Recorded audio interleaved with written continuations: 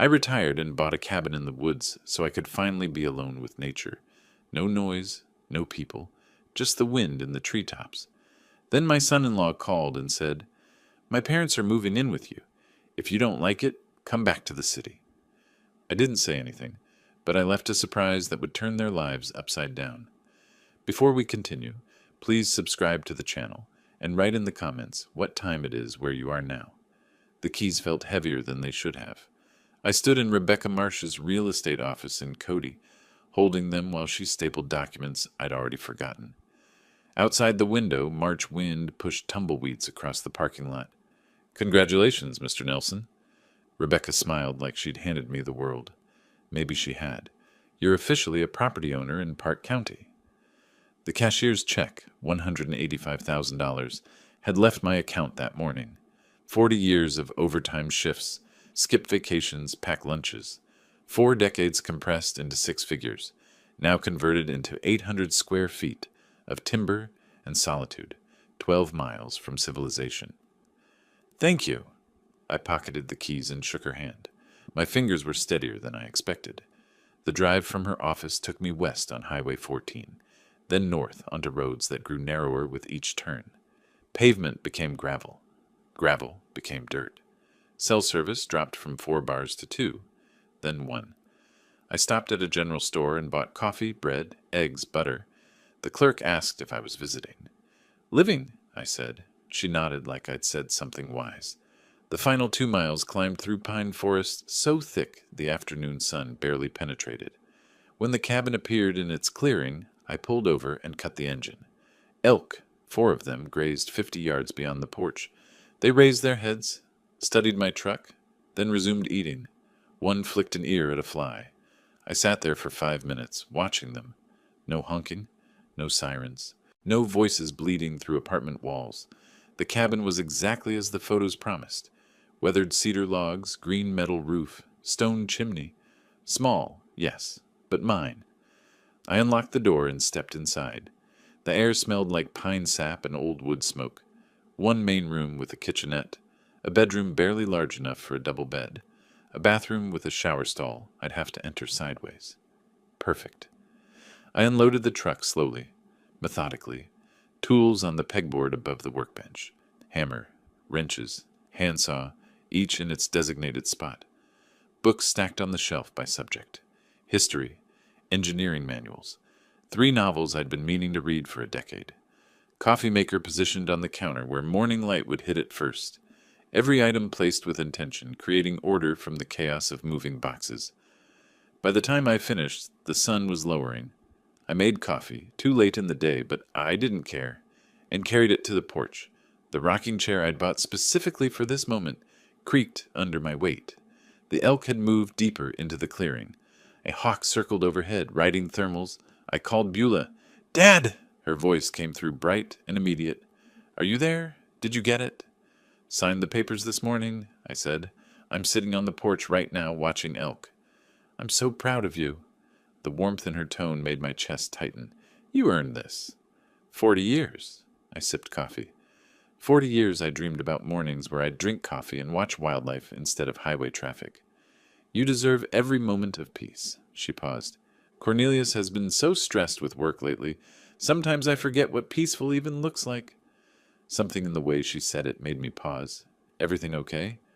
"Oh, fine. You know how it is. Middle management pressures." She laughed, but it sounded thin. "When can I visit?" "Anytime, honey. You know that." We talked for another 10 minutes. Her students, her garden plans. Safe topics. When we hung up, I sat watching the sun paint the mountains orange and purple. The coffee had gone cold, but I drank it anyway. The phone rang an hour later. My parents lost their house. Cornelius didn't bother with hello. His voice had the flat tone he used for conference calls. "They're moving in with you for a couple months until they find a place." My hand tightened on the armrest. "Wait. What?" "Cornelius, I just bought this place. It's barely... For a couple months, until they find something. I bought this place to be alone. I spent my entire retirement on... Then you should have stayed in Denver. Friday morning. I'll text you their arrival time." The line went dead. I sat there holding the phone, staring at the clearing where the elk had been. They'd moved on. Smart animals. My knuckles had gone white on the armrest. I forced myself to release it, flex my fingers. Breathe. Inside, I poured another coffee I didn't want and sat at the kitchen table. From my jacket pocket, I pulled a small notepad and a pen, the kind of engineering pad I'd carried for 40 years, grid paper for sketches and calculations. I started writing, not emotional venting. Questions, timeline estimates, resource assessments. The cabin keys sat on the table beside my notepad. An hour ago, they'd meant freedom. Now they meant something else entirely. I picked them up, felt their weight, set them down with deliberate care. 40 years I'd been the reasonable one, the peacemaker, the man who swallowed inconvenience to keep family peace. Not anymore. Dawn came through the kitchen windows and found me still at the table. Empty coffee cups formed a semicircle around my notepad, which had grown dense with lists, diagrams, questions written and rewritten. I hadn't slept, didn't need to. My mind felt sharp in a way it hadn't for years, focused, crystalline, operating on something cleaner than rest. I made fresh coffee and studied my notes. Then I cleaned up, loaded my truck, and drove back to Cody. The Yellowstone National Park Ranger Station sat 20 minutes west, a modern building designed to blend with the landscape. Inside, educational displays showed wolf packs, bear territories, elk migration patterns. A ranger, maybe 40, with the weathered face of someone who spent more time outdoors than in, looked up from his desk. "Help you?" "I just moved up from Denver," I said. "Bought a place off County Road 14. "Beautiful area," he smiled. "You'll want to be careful with food storage. Lots of bear activity come spring." "What about wolves? I've heard they're back in the region." "Reintroduction's been successful." He stood and moved to a wall map, pointing to areas marked with colored pins. "They're usually shy, but they've got incredible sense of smell. Can detect prey or food from miles away. You hunting?" "No, just curious. I want to be prepared." "Smart." He handed me a pamphlet. "Keep your property clean. Don't leave attractants out unless you want visitors." I took careful notes in my field notebook. Wind direction, pack territories, seasonal behavior patterns. I thanked him warmly, mentioned again that I was from Denver and still learning about mountain life. Every word calibrated to sound naive, concerned, exactly what he'd expect from a nervous newcomer. Back in Cody, I found an outdoor supply store, the kind with taxidermy on the walls and racks of camouflage gear. The camera section sat between hunting equipment and security systems. "Looking for wildlife cameras," I told the clerk. "Want to monitor bear activity near my property." He showed me 2 models with motion activation, night vision, cellular connectivity. "These'll do you right. We get lots of folks wanting to keep an eye on their land." $340. I paid cash. At the cabin Wednesday afternoon, I installed them methodically, one covering the driveway approach, one angled toward the front porch. I tested the motion sensors, checked signal strength, adjusted positions until the coverage was perfect. The engineering part of my brain, 40 years of solving structural problems, found satisfaction in the precision. Hide the cameras enough to be unobtrusive. Position them for optimal capture. Test, adjust, verify. Both cameras connected to my phone with 1 bar of cellular service. Weak, but functional. Thursday morning, I drove back to Cody. The butcher shop sat on a side street, the kind of place that served ranchers and local restaurants. "Need 20 pounds of beef scraps," I said. "Organ meat, fat trimmings, for dogs." The butcher didn't blink. "You got it." $45 for meat wrapped in white paper, loaded into coolers I'd brought. The smell was immediate and powerful. Blood, fat, raw flesh. Thursday afternoon, I stood in the clearing behind my cabin with the coolers open. The wind came from the west. I checked it the old way, wetting my finger and holding it up. I walked 30 yards from the structure, upwind. Then I placed the meat in 3 piles, spreading it to maximize scent dispersion. Not random, calculated, close enough to draw predators to the area, far enough that they'd focus on the piles, not the building. I wasn't trying to endanger anyone. I was trying to educate them. Back inside the cabin, I moved through each room, locked windows, turned off unnecessary power, set the thermostat to minimal heat, protecting my investment while setting my trap. I paused at the door, took one last look at the space I'd inhabited for less than 3 days, and left without hesitation. The drive to Denver took 5 hours. I arrived at my old house just before midnight, the suburban place I hadn't yet sold, still partially furnished but hollow. I unloaded my truck, set up my laptop in the living room, propped my phone where I could watch the camera feeds. Then I waited. Friday morning at 10 o'clock, a sedan appeared on my phone screen. Leonard and Grace emerged, looking around with expressions I recognized even on the small display. Displeasure, judgment. The camera microphone picked up their voices. "This is where he's living now?" Grace wrinkled her nose. "It smells like pine and dirt. At least it's free?" Leonard walked toward the cabin. "We'll stay a few months. Let Cornelius figure out the next step." "I don't see why we had to come all the way out." Grace stopped, froze. "Leonard! Wolves!" 3 shapes emerged from the northwest tree line, gray and brown, moving with cautious purpose toward the meat piles. Not aggressive, not interested in humans, just hungry. Leonard saw them, turned white. "Get in the car! Get in the car now!" They ran. Grace stumbled, recovered. Car doors slammed. The engine started and gravel sprayed as they reversed wildly, then accelerated down the driveway. The wolves, unbothered, continued toward the meat. I closed the laptop and picked up my coffee, took a slow sip. 20 minutes later, my phone rang. "What did you do?" Cornelius's voice had lost its businesslike edge. Now it was just fury. "My parents nearly got attacked." "I didn't do anything," I said calmly. "I warned you this property is in the wilderness. You set this up. You baited those animals." "Cornelius, I live in wolf country. Wolves live here. This is their home. Maybe you should have asked before assuming you could use mine. You're insane. You're going to what? Sue me because wildlife exists on my property? Good luck with that. This isn't over." "No," I said. "It's just beginning." I pressed end call, set the phone down deliberately, returned to my laptop and opened the footage again, watching the wolves finish the meat and disappear back into the forest. Outside my Denver window, the mountains rose in the distance. Somewhere up there, my cabin waited. I'd been planning defense.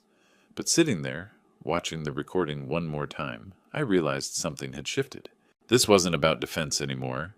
2 weeks passed before Cornelius made his next move. I spent those days settling into the routine I'd imagined. Coffee on the porch at dawn, watching elk drift through the clearing, reading books I'd postponed for decades. But the peace felt conditional now, like standing on ice that might crack. I checked my phone more than I wanted to, kept the camera feeds open on my laptop, listened for vehicles on the dirt road. Mid-April brought warmer afternoons and the first serious wildflowers. I was splitting firewood when my phone rang. Beulah. "Dad, please!" Her voice broke on the second word. She was crying. Cornelius showed me the footage of the wolves. That could have been so much worse. I set down the axe and walked to the porch. "Beulah, honey, wolves live in these mountains. I didn't create that situation. I warned Cornelius this wasn't appropriate housing for his parents. But you knew they were coming. You could have done something to make it safer." The script was obvious. Every phrase sounded rehearsed, coached. My daughter turned into his messenger. "I bought this property for solitude," I said, keeping my voice level. No one asked if I was willing to host guests, but I'm willing to meet with Leonard and Grace to discuss options. "You are?" Hope flooded her tone. "Really?" "I'll meet them in town. Neutral ground. We'll talk." After we hung up, I stood watching clouds move across the mountains. She genuinely believed she was helping. That made it worse. 2 days later, I drove to Cody for the meeting. I'd spent both evenings preparing, researching comparable rental prices for rural Wyoming properties, printing 3 copies of a standard short-term rental agreement, reviewing property law basics. I practiced my presentation in the truck mirror that morning, testing different phrasings until I found the right balance. Firm but not hostile.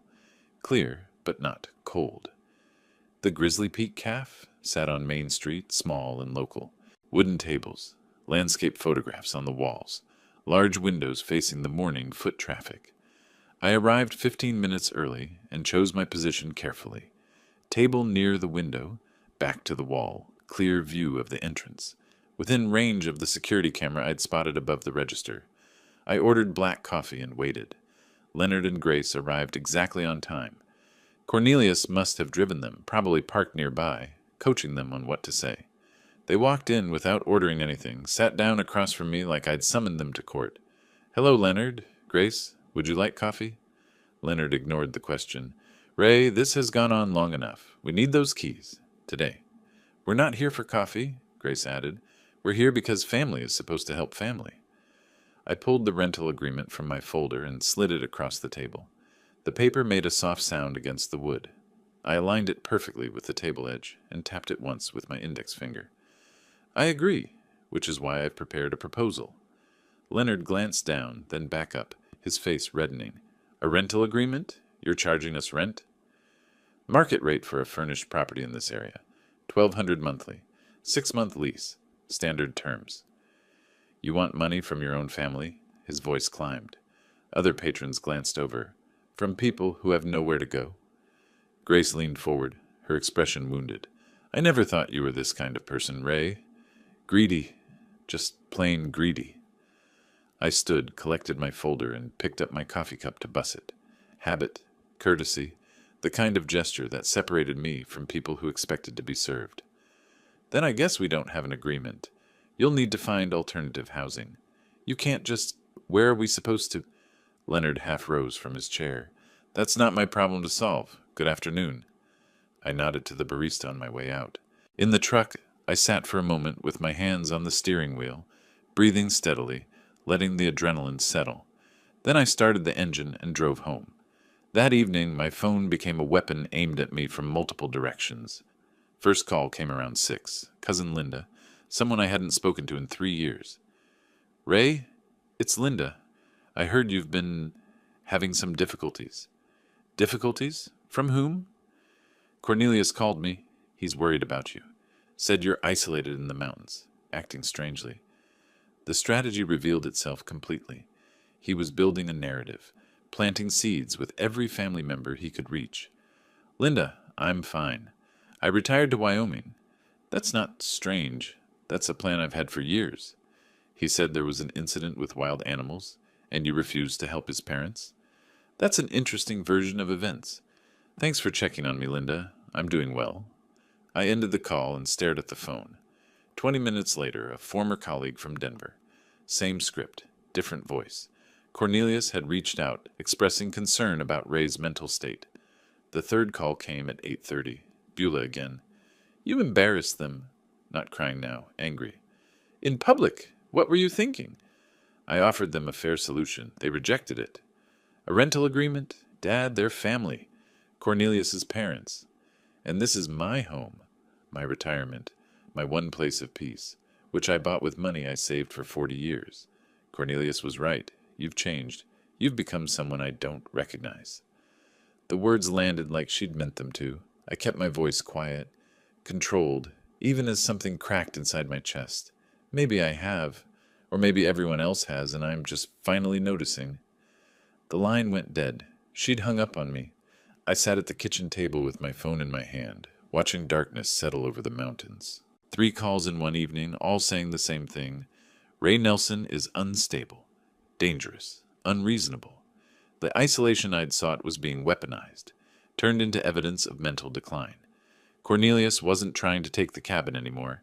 He was trying to destroy my credibility first, make me seem incompetent, turn the family against me so no one would believe my version of events. Classic strategy. Isolate the target, control the narrative, strike when they're defenseless. I opened my laptop and began typing. "Mr. David Thornton, attorney at law." I sent the email at 9:47 that night. Careful words, factual language, no emotion bleeding through. I needed legal advice regarding family pressure over property ownership, potential claims, asset protection. I included the basics: my age, property value, family situation, and 3 specific questions about elder law and estate planning. Then I poured myself bourbon. 1 glass, 2 fingers, no ice. I wasn't a heavy drinker, but tonight warranted it. The porch was cold for April, but I sat out there anyway, watching stars emerge over the mountains.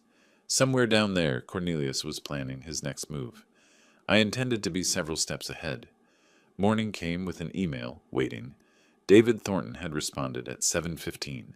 He could meet Thursday afternoon at his office in Cody. Fee structure, $300 per hour. I confirmed the appointment immediately. For the next 3 days, I organized documentation. My engineering background served me well. Everything labeled, dated, cross-referenced. Property deed in one folder, purchase documents in another, family tree diagram showing relationships, written timeline of events, starting with Cornelius's first call, transcripts of key phone conversations from my detailed notes, printouts of the rental agreement Leonard had rejected. By Thursday morning, I had a leather portfolio case packed with evidence that could build a case as solid as any foundation I'd ever engineered. Wednesday evening, my phone rang. Beulah. Dad? Her voice sounded thin, exhausted. I'm sorry I yelled at you after the coffee shop thing. I'm exhausted. I understand, honey. This has been hard on everyone. Cornelius is so stressed. He's been trying to help his parents ever since Leonard lost all that money. I went very still. Lost money? What happened? Oh, you didn't know? Leonard was playing poker online. Lost $47,000 over 6 months. That's why they lost the house. It was mortgaged for the gambling debts. 47,000. The number hung in the air like smoke. That's a substantial amount. No wonder Cornelius has been under pressure. Yeah, and he keeps talking about solutions. About how if we could just, reorganize family assets. She was talking faster now, stress overriding caution. He mentioned something about putting your cabin in a family trust so it could benefit everyone eventually. For your estate planning, you know? And the property value is probably already up since you bought it in March. Every word was a piece clicking into place. A family trust. That's an interesting idea. When did Cornelius suggest this? A few weeks ago. He said it would be good for tax purposes when you... Well, in the future. I don't really understand estate planning stuff. Neither do I. That's why I'm consulting an attorney this week, just to make sure everything's proper. An attorney? Her voice sharpened. Dad, is that necessary? At my age, with property worth this much, yes. It's the responsible thing to do. After we hung up, I added 6 pages of notes to my documentation. Leonard's gambling. Cornelius's scheme disguised as estate planning. The timeline of desperation driving aggression. Thursday afternoon, I drove to Cody and parked across from Murphy's Hardware on Sheridan Avenue. Thornton's office occupied the 2nd floor, professional signage, steady foot traffic, well-maintained building. I watched for 5 minutes, assessing. Then I grabbed my portfolio and went inside. David Thornton was 50-something, Wyoming weathered, with the direct manner of someone who'd grown up on a ranch before law school changed his path. His office had wooden furniture, law books, framed degree from University of Wyoming, and a window overlooking Main Street. I presented my documentation in sequence: property papers, family diagram, timeline, evidence. Each document handed across at the appropriate moment. Thornton took notes, asked clarifying questions. I had answers prepared. Mr. Nelson, I have to say, this is the most organized intake I've seen in years. You've documented everything. 40 years in construction engineering. Documentation prevents disputes. In this case, it's going to protect you significantly. He leaned back, tapping his pen against the desk. Here's my assessment. Your son-in-law is attempting to establish grounds for claiming you're incompetent or need oversight. The smear campaign, the stories about dangerous behavior, these are preliminaries to a potential conservatorship claim. Conservatorship? Taking away my legal rights? It's a tactic, not always successful, but it can tie up your assets in court for months, while they argue you can't manage your affairs. The solution is to prove conclusively that you are managing your affairs competently, which is what we're doing right now. What's the next step? Revocable living trust with an independent trustee. I'll be frank, it'll cost about $2,400 in legal fees, but it makes you essentially untouchable. The trust owns the property, not you personally, so family pressure becomes legally meaningless. Do it. How soon can we have it ready? 2 weeks. I'll draft the documents. You'll review and sign. We'll record it properly. After that, your property is protected. The meeting lasted 90 minutes. When I left, the sun was lower, but I felt clearer than I had in weeks. Following Thornton's advice, I drove to the public library instead of going home. I chose a corner computer terminal, back to the wall, habit, and accessed Colorado property records. Public databases I'd navigated before during my engineering career. Building permits, property liens, easements. I entered Beulah and Cornelius's address and downloaded their mortgage history. The home equity line of credit hit me like cold water. $35,000. Dated 8 months ago. Single signature authorization, Cornelius's name only. I printed the documents with hands that didn't shake but wanted to, added them to my folder, drove back to the cabin in silence. That evening I called Thornton from the porch. "David, I've found something. My daughter's house has a $35,000 HELOC that she didn't know about. Taken out by her husband? Yes, 8 months ago. Colorado property records. Colorado allows single-spouse HELOCs under certain conditions, but hiding it from a spouse, that's a different matter. Has she discovered it yet? No. I'm not sure when or if I should tell her. That's not a legal question, Ray. That's a family question, but from a legal perspective, this information explains his motivation. He's likely using your cabin scheme to cover existing debts." After we hung up, I sat at my kitchen table and spread everything out. Attorney notes on the left, family communications in the center, financial discoveries on the right. Leonard's $47,000 gambling debt led to Cornelius's $35,000 HELOC to cover part of it, which led to financial pressure, which led to the scheme to acquire my cabin and eventually liquidate it for cash. Everything connected. I pulled out a legal pad and started drawing lines between related facts, circling key points, writing questions. Can Thornton investigate HELOC legality? Does Beulah have legal recourse? When to inform Beulah? How to protect her without alienating her further? My phone buzzed. Text from Thornton. "Trust documents ready Monday for review." I replied, "I'll be there." Then I made one final note at the bottom of my pad. Cornelius is cornered. Cornered animals attack. Prepare for escalation. 3 weeks later, on a Monday morning in early June, I drove to Thornton's office for the trust signing.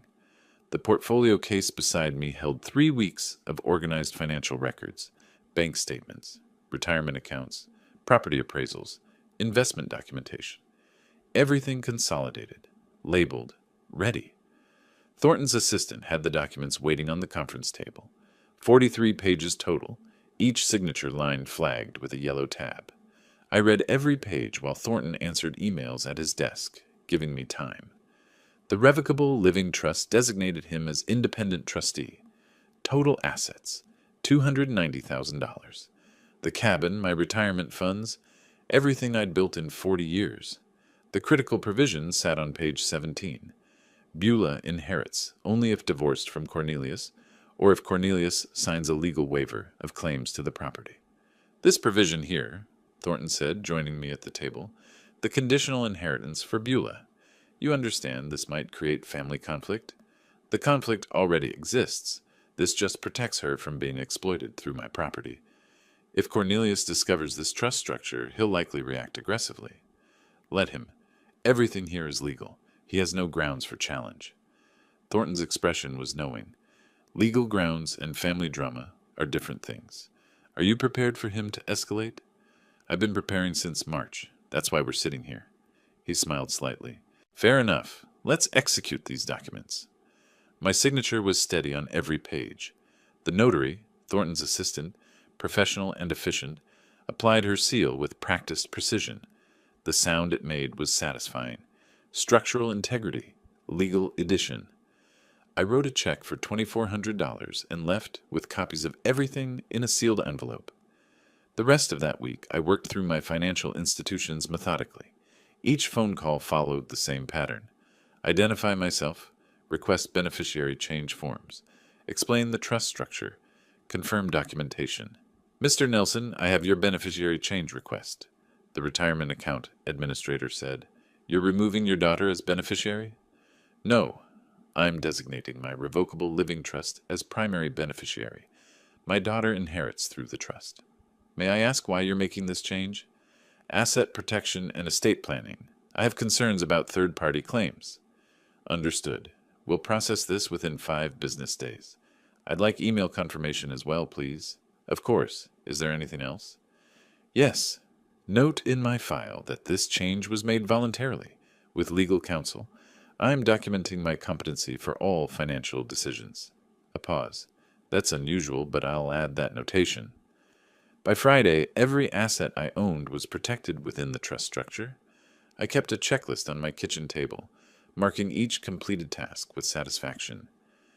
2 weeks later, Beulah called. "Dad, Cornelius has been so weird lately."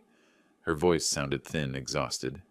"Asking about your finances, whether you've updated your will?" I set down my coffee carefully. "I have done some estate planning. It's responsible at my age."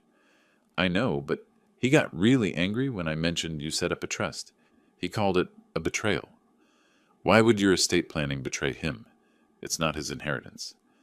My hand tightened on the phone. "Beulah, did you tell him details about the trust?" "I just mentioned you set one up. I didn't think it was a secret. Is it?" "No, not a secret. Just private." "What exactly did Cornelius say?" "He said you're cutting the family out and being manipulated by lawyers." "Dad, what's going on? Why does he care so much?" "That's a very good question, honey. One you should probably ask him directly." After hanging up, I immediately called Thornton. "Cornelius knows about the trust." His response was immediate. "How soon can you get a medical evaluation?" The next day, I was repairing the porch railing when Cornelius's car came fast up the driveway, spraying dirt and gravel. He jumped out, didn't close the door properly, stormed toward me. I calmly set down my tools, retrieved my phone, started recording video. I stood at the top of the porch steps, 6 stairs up, giving me elevated position. Cornelius had to approach uphill, looking up at me. I held the phone at chest height, lens obviously pointed at him. "Cornelius, you're on my property uninvited. I'm recording this conversation." "I don't care about your recording." His face was red, movements aggressive. "You set up some legal scheme to steal from your own daughter." "The trust protects my assets and ensures Beulah inherits appropriately. It's completely legal." "Appropriately? What does that mean? Unless she divorces me? That's what you really want, isn't it?" "The trust ensures my property isn't subject to claims by third parties. That's standard estate planning." "Third parties? I'm family. Your son-in-law. You're my daughter's husband. You have no legal claim to my property. The trust simply formalizes that reality." His voice climbed higher. "We'll see about that. I'll get a lawyer. I'll contest this. I'll make sure you never see Beulah again." "You're threatening to isolate my daughter from me because I protected my own property? That's interesting. For the record, this isn't over. Then leave my property. Now, or I'll call the sheriff for trespassing." He stormed back to his car. The engine roared. Gravel sprayed as he reversed wildly and sped down the driveway. I stopped recording, reviewed the footage immediately. Faces visible, audio clear, threats documented. I uploaded it to cloud storage and emailed a copy to Thornton with subject line, "Evidence, hostile confrontation." That evening I wrote a detailed incident report. Date, time, what was said. No witnesses, unfortunately, but the video captured everything. Thornton's response came within an hour. Continued documenting everything. Consider medical evaluation to preempt competency challenges. Expect retaliation. They're running out of options. I called Dr. Patricia Chen's clinic the next morning. The receptionist asked if something specific prompted the request. "I'm 67, I own property, and I want documentation that I'm healthy and competent. Preventive planning." The appointment was scheduled for the following Monday. I sat at my table that night, reviewing the confrontation video, watching Cornelius's rage play out on the small screen. His mask had dropped completely when the money was threatened. Every word recorded, every threat documented. My phone buzzed, email from Thornton. "Good thinking on medical eval. They'll likely try Adult Protective Services next. Standard playbook for these situations. Stay ahead of them." I typed back, "Already scheduled. Appointment next week." Before closing the laptop, I looked at the framed photo of young Beulah on the mantel. 8 years old, missing her front teeth, laughing at something I'd said. I wondered how much collateral damage this war would create before it ended. Monday morning found me at Dr. Chen's clinic 15 minutes early. The medical building was modern, single-story, efficient.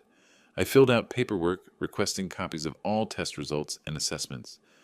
When Dr. Chen called me back, I explained directly. I'm 67, own property, and want baseline medical documentation proving my physical and mental competency. She was a sharp woman in her 50s with the weathered competence of someone who'd practiced rural medicine for decades. Her expression showed understanding. I see. Unfortunately, I've encountered situations like this before. Adult children sometimes challenge parents' competency to gain control of assets. That's exactly what I'm preventing. Can you provide a detailed written assessment? Absolutely. I'll conduct comprehensive cognitive testing and provide a formal letter. For legal purposes, correct? Correct. I want documentation that can stand up in court if necessary. Then let's be thorough. The examination took 90 minutes. Blood pressure, reflexes, blood work, then cognitive testing, mini mental state examination, clock drawing, memory recall exercises. She asked me to draw a clock showing 3:15. I drew it precisely. She asked me to remember 3 words, apple, table, penny, and recall them after 5 minutes. I remembered all 3. She asked me to count backward from 100 by sevens. I did so accurately. When finished, Dr. Chen typed notes at her computer, then printed a letter on clinic letterhead. Mr. Ray Nelson is mentally competent, physically healthy, fully capable of managing his own affairs and making independent decisions regarding his property and finances. Patient alert, oriented, cognitively intact. No signs of dementia, confusion, or diminished capacity. She signed it, applied the clinic stamp, handed me both the letter and copies of all test results. $240 for the extended evaluation. I paid by credit card, noting the transaction carefully for my records. 2 days later, I was in my workshop shed, organizing tools, when an unfamiliar sedan pulled up. A professional-looking woman in her 40s emerged, carrying a tablet and official folder. Mr. Nelson, I'm Margaret Willows from Adult Protective Services. I'm here regarding a complaint filed about your welfare. The flash of anger was immediate, but I kept my expression neutral. A complaint? By whom? I can't disclose that during my initial assessment. May I come inside? Of course. Would you like coffee? No, thank you. This is a standard welfare check. I led her inside, door held open. Transparency. I should tell you up front, I'm involved in a property dispute with family members. I suspect this complaint is part of that conflict, not genuine concern about my welfare. I appreciate your honesty. I'll conduct my assessment objectively. If the complaint is unfounded, I'll document that. Margaret walked through the cabin with her tablet, documenting everything. The kitchen was clean, organized, bills paid and filed systematically, refrigerator stocked with fresh food, bathroom tidy, bedroom orderly, no safety hazards, no signs of neglect or confusion. Do you have any difficulty managing daily tasks? Cooking, cleaning, paying bills? No difficulty at all. I've lived alone since retiring. I manage everything independently. The complaint mentions concerns about your mental state. Have you experienced memory problems, confusion, or difficulty making decisions? I retrieved the folder from my desk. I had a comprehensive medical evaluation 2 days ago specifically to address this concern. She read Dr. Chen's assessment carefully. This is very thorough and recent. Most people in your situation don't have current medical documentation. I anticipated false allegations. I wanted evidence ready. That's quite strategic thinking, Mr. Nelson. 40 years as an engineer, I believe in planning ahead. I also provided recent bank statements showing responsible financial management and copies of my trust documents proving sophisticated estate planning. Margaret took extensive notes. Her professional demeanor remained neutral, but I recognized the pattern in her questions. She'd seen this before. Family exploitation disguised as concern. 3 days later, Attorney Thornton obtained copies of the official complaint through legal channels. I read it at my kitchen table, slowly, completely, multiple times. Cornelius and Leonard had signed as co-complainants. The allegations were specific and completely false. Claim, Ray threatened family members with weapons. False, I've never owned firearms. Claim, exhibits paranoid behavior, including security cameras everywhere. The cameras exist for legitimate property protection after actual threats. Claim, refuses medical care. False, I'd just completed comprehensive evaluation. Claim, struggles with basic tasks, and makes irrational financial decisions. The trust was sophisticated planning, not irrational. Grace provided a supporting statement claiming I endangered them with wild animals. The wolf incident from March, now twisted into evidence of incompetence. The complaint requested mandatory psychiatric evaluation and possible conservatorship proceedings. My jaw tightened as I read. My knuckles went white gripping the pages. They weren't just attacking my property anymore. They were attacking my autonomy, my competency, my freedom. This was war. 10 days after Margaret's visit, official notification arrived.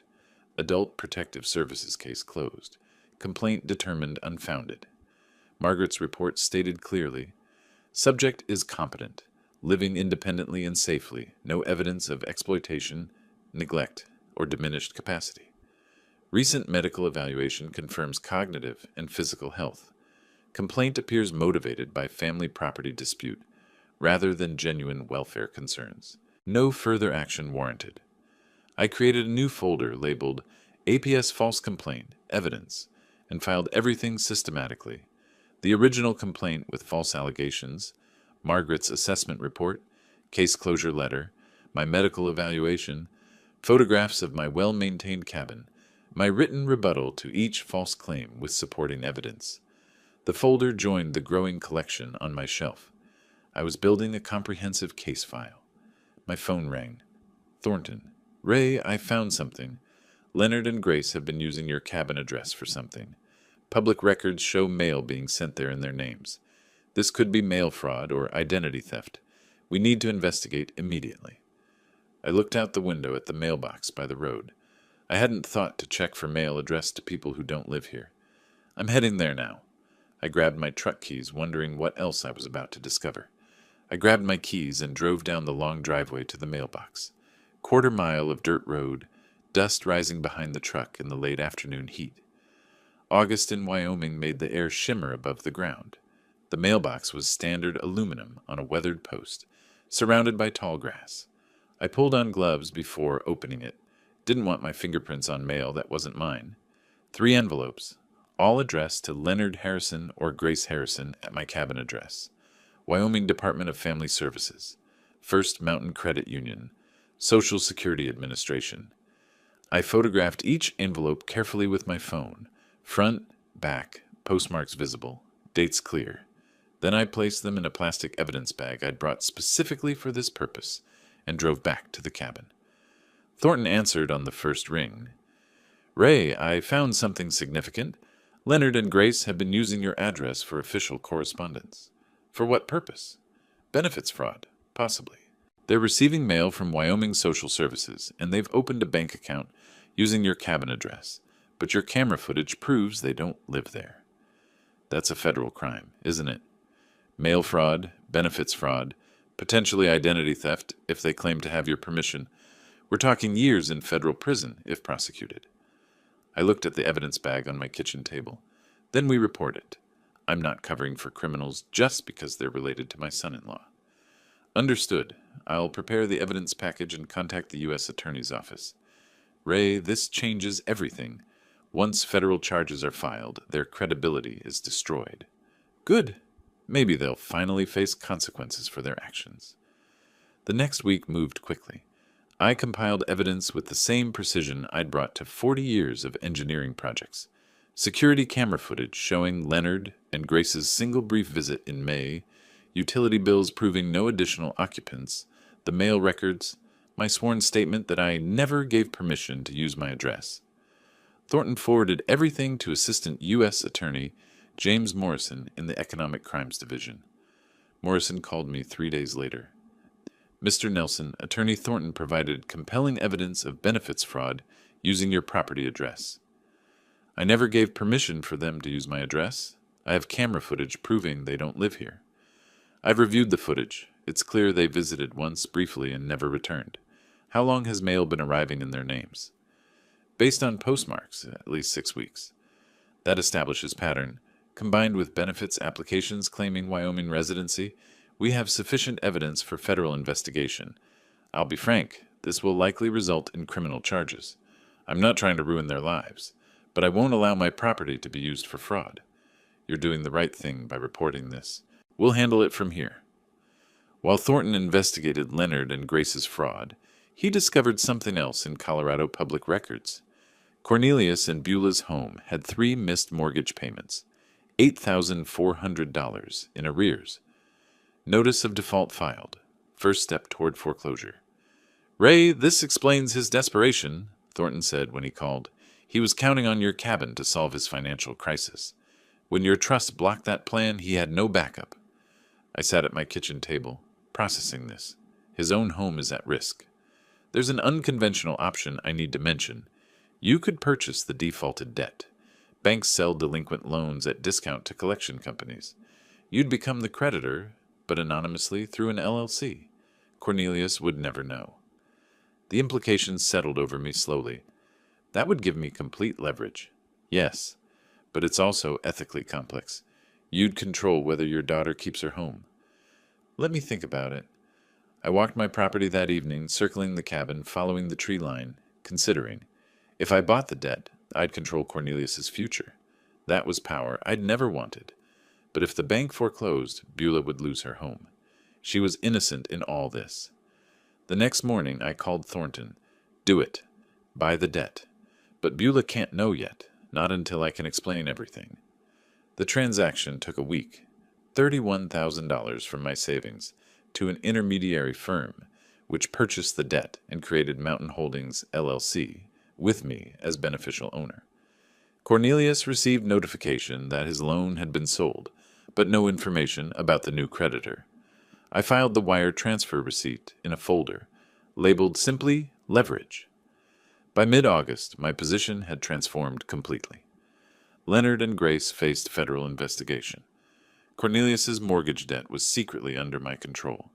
Every manipulation attempt was documented. My own property and assets were legally untouchable.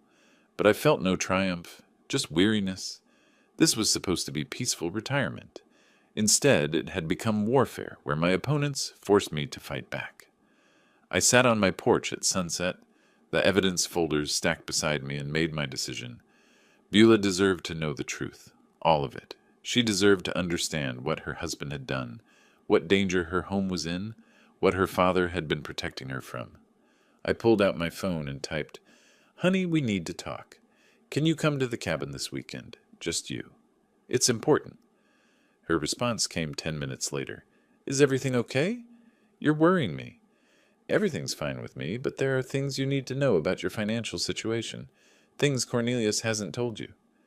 "What things? Dad, you're scaring me." "Not over text. In person.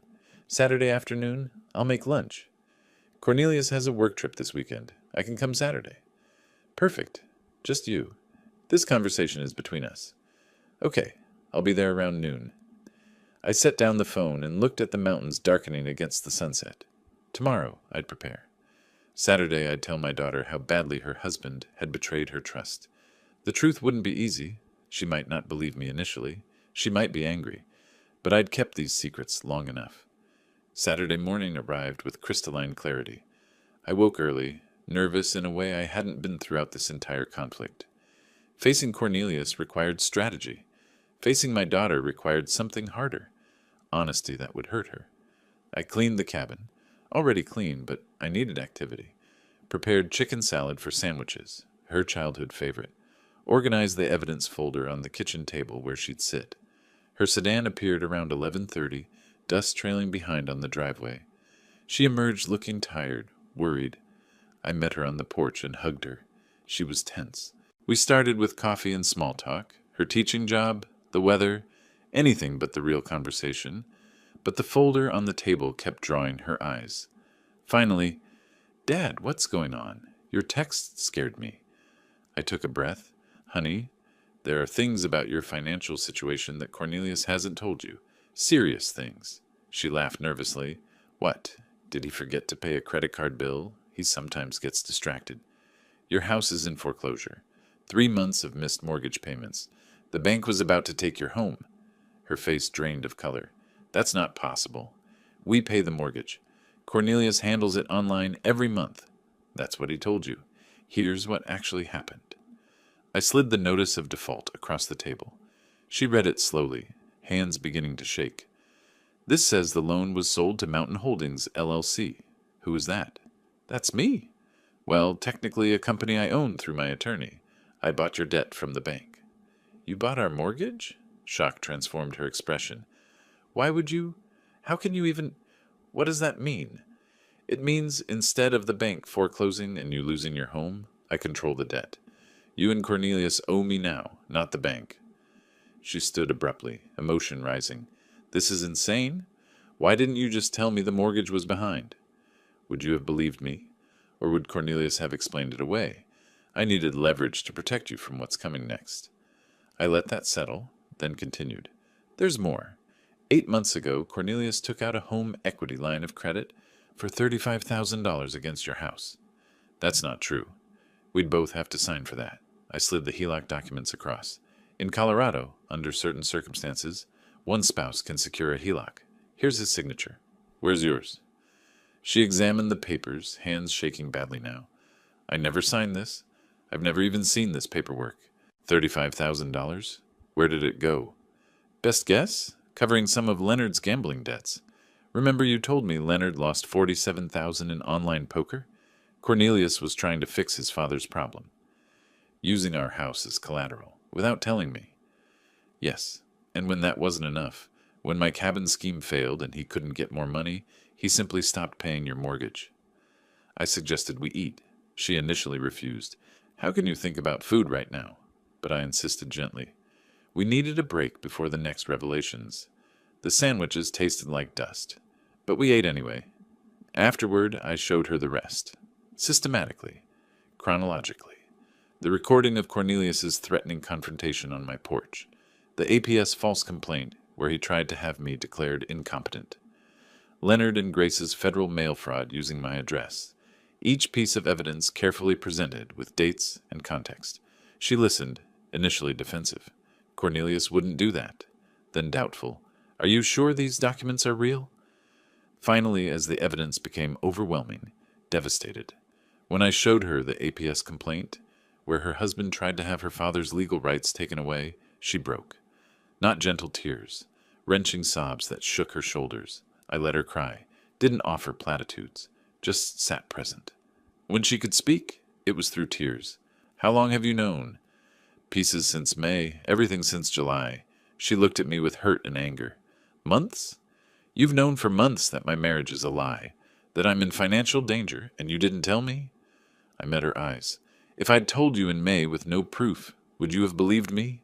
Or would Cornelius have convinced you I was paranoid, vindictive, exactly what he was already saying?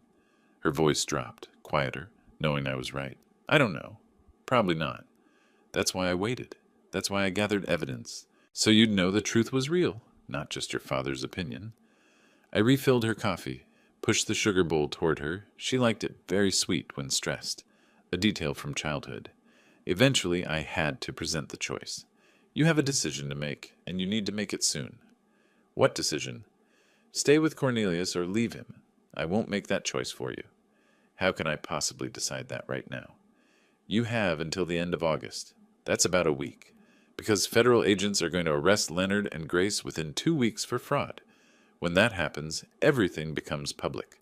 Cornelius will be questioned. Your marriage will be news in a town small enough that everyone knows everyone. She was overwhelmed. This is too much. I can't think. If you leave Cornelius, file for divorce, protect yourself legally, I'll forgive the mortgage debt on your house. You'll own it free and clear. I will help you rebuild. You're bribing me to leave my husband. I'm offering you a lifeline. Whether you take it is your choice. But understand, if you stay with him, I can't protect you from what's coming. Hours later, she gathered her things exhausted. I walked her to her car carrying a folder of document copies. Before getting in, she turned. Did you ever think about what this would do to me, knowing all this? Every single day since I found out. That's why I built such a strong case. So you'd know I wasn't exaggerating. I don't know if I can forgive you for waiting so long. I understand, but I'd rather have you angry at me for waiting than destroyed, because you didn't know in time to protect yourself. I need time to think. You have a week. After that, everything moves forward, with you or without you. She looked at me with exhausted eyes. I don't know who to trust anymore. Trust the documents. They don't lie. People do. She drove away without looking back. I stood in the driveway watching until her car disappeared, wondering if I'd just lost my daughter or saved her. 5 days later, Wednesday morning, I was drinking coffee on the porch when my phone rang. Thornton, it's happening now. Federal agents are executing arrest warrants for Leonard and Grace in Colorado. Thought you should know. I set down my coffee carefully, not celebrating, just acknowledging. Thank you for telling me. An hour passed. Then my phone rang again. Beulah, her voice shaken. Dad, Cornelius just got a call. His parents were arrested by federal agents. Something about fraud. Were you involved in this? I took a breath. I reported crimes to the proper authorities. What happened after that was the justice system doing its job. Long silence. Then quietly, I need to call you back. The line went dead. I sat back down, staring at the mountains, wondering if my daughter would ever forgive me for setting this chain of events in motion. Within 3 hours, Cornelius called, screaming, "You did this! You turned them in! You destroyed my family!" I remained silent, letting him exhaust himself. Your parents committed federal crimes using my property. I reported it. That's what law-abiding citizens do. I'll tell everyone. I'll make sure they know you orchestrated this, that you're vindictive and cruel. Go ahead. I have documentation of every crime they committed. My attorney will be happy to share it publicly. Thornton had driven to my cabin specifically for this moment. I handed him the phone. Mr. Harrison, this is David Thornton, legal counsel for Ray Nelson. His voice was professional, measured, final. Your parents committed federal crimes. My client fulfilled his civic duty by reporting those crimes to authorities. Any attempt to defame him will result in immediate legal action. Do you understand? Click. Cornelius had hung up. Friday afternoon, Cornelius attempted to sell the house he shared with Beulah, desperately needing cash for his parents' legal defense, for his own survival. But the title search revealed the problem. The mortgage was in default and owned by Mountain Holdings, LLC. His realtor explained he couldn't sell without the lien holder's approval. Cornelius called Thornton in a panic. Your firm owns my mortgage? How is that possible? My client purchased your defaulted debt through legal channels. You were notified weeks ago that your loan was sold. I need to sell this house. My parents need lawyers. Please. Thornton's response was calm.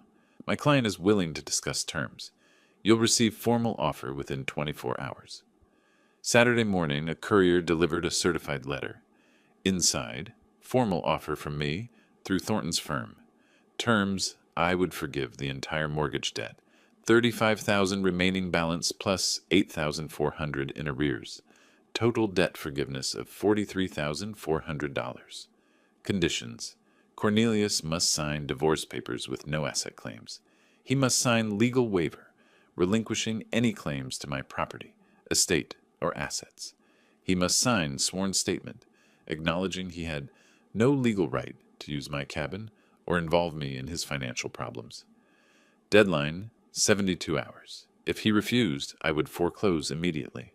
He'd lose the house anyway with nothing gained. Cornelius called Beulah, tried to convince her to fight this with him. Her response, which I learned later, was simple. I already filed for divorce yesterday. Sign the papers, Cornelius. It's over. Monday morning, Cornelius appeared at Thornton's office. Thornton described him later. Disheveled, unshaven, dark circles under his eyes, hands shaking. He signed every document. Divorce agreement, property waiver, sworn statement. When it was done, he asked quietly, Can I at least keep the house? Thornton's response was matter of fact. Once the divorce is final, the house will be deeded to Beulah, free and clear. You'll need to find other accommodation. Cornelius left without another word. That same afternoon, my phone rang. Beulah, her voice was different, still hurt, still processing, but stronger. Dad, I signed the divorce papers. I'm leaving him. I can't stay in that house. Too many memories. Can you help me find something near you? I want to start over. Relief flooded through me, not triumph, just profound relief. Of course, honey. We'll find you something perfect. Close enough to visit. Far enough for your independence. Are you disappointed in me for not seeing what he was sooner? Never. You trusted someone you loved. That's what good people do. He betrayed that trust. That's on him, not you." Her voice broke slightly. "Thank you. I needed to hear that. You're my daughter. I'm proud of you for making the hard choice. That takes real strength." After we hung up, I walked outside to the porch, sat in the rocking chair I'd bought for retirement. For the first time in months, I simply sat still without planning, strategizing, or worrying. The evening was clear. Elk grazed in the clearing. Mountains stood eternal in the distance.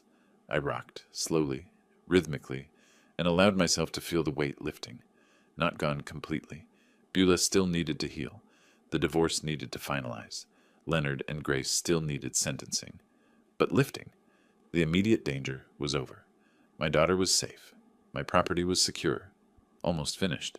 Just one more chapter to write. The one where we figure out what peace actually looks like. 2 weeks later, I sat in a federal courtroom in Cheyenne, Wyoming, attending Leonard and Grace's sentencing hearing.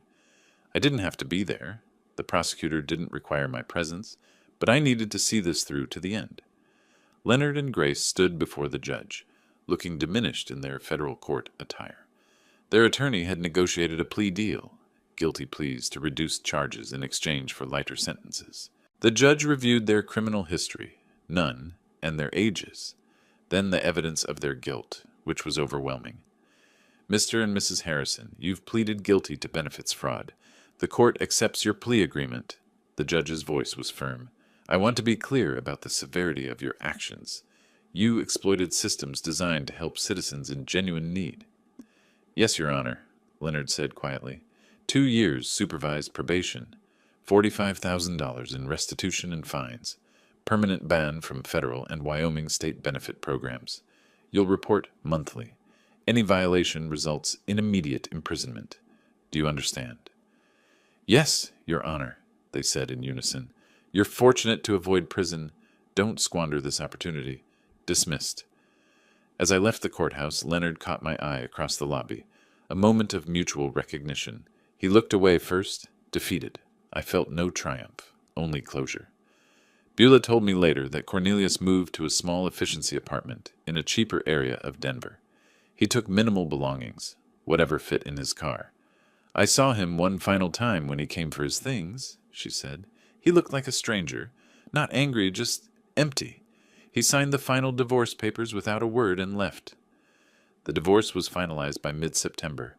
Beulah legally resumed her maiden name, Beulah Nelson. With my help, she found a small 2-bedroom house in Cody, about 15 minutes from my cabin. It was modest but charming. Older construction needed updates, but had good bones and a view of the Absaroka Mountains. I provided the down payment as a gift. Beulah secured a mortgage for the remainder using her teaching income and her own excellent credit. She also landed a 3rd-grade position at Cody Elementary, starting immediately. I helped her move in, spending a weekend painting rooms and assembling furniture. Simple work, but profoundly meaningful, rebuilding our relationship through practical acts of service. Healing wasn't linear for Beulah. Some days she was optimistic about her fresh start. Other days she was angry, at Cornelius, at herself, even at me for not telling her earlier. I listened without defending myself, understanding she needed to process complex grief. We fell into a routine, Sunday dinners together, alternating between her place and mine. During one dinner, while we chopped vegetables together in her new kitchen, she asked, "Do you think I'll ever trust anyone again? Ever want to remarry?" I set down my knife. "Honestly, I don't know. But that's okay. Trust isn't something you're supposed to give freely to everyone. It's earned, slowly, through consistent actions over time. Anyone worth having in your life will understand that." She smiled, small but genuine. "When did you get so wise?" "I'm not wise. I'm just old enough to have made mistakes and learned from them." On a crisp, late September evening, Beulah drove to my cabin for dinner. We cooked together, nothing fancy, just spaghetti and salad, and ate on the porch despite the cooling weather. As the sun set, painting the mountains in orange and gold, a small herd of elk emerged from the tree line to graze in my clearing. We sat in matching rocking chairs. I'd bought a second one after she moved nearby, and watched in comfortable silence. Then Beulah said quietly, "Thank you, Dad, for everything. for fighting for me even when I didn't understand it, for being patient while I figured things out. Emotion tightened my throat. You don't need to thank me. You're my daughter. I'll always fight for you. I know, but I want to. You could have walked away, protected just yourself. You didn't. That was never an option. Family means we protect each other, even when it's hard. I'm sorry I didn't believe you sooner. Don't apologize for being loyal to your marriage. That speaks well of you. She smiled, genuinely smiled, for the first time in months. Look at that big bull elk. He's magnificent. That's my favorite. I see him almost every evening. I smiled back. Welcome to the neighborhood, honey. You'll get to know all the regular visitors. I already love it here. This feels like home. It is home, for both of us now. Later, after Beulah drove away, I remained on the porch, rocking slowly, watching the last light fade from the sky. I thought back to March, buying this cabin filled with hope for peaceful retirement, then having that peace threatened by Cornelius's ultimatum. The journey from March to September felt like years, but I navigated it without losing myself, without becoming cruel, without abandoning my values. I protected what mattered using law and strategy instead of retaliation and anger. My daughter was safe, building a new life nearby.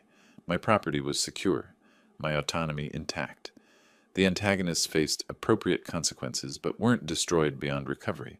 They could rebuild if they chose better paths. As stars appeared above the mountains, I allowed myself a small smile. This is what I'd wanted all along.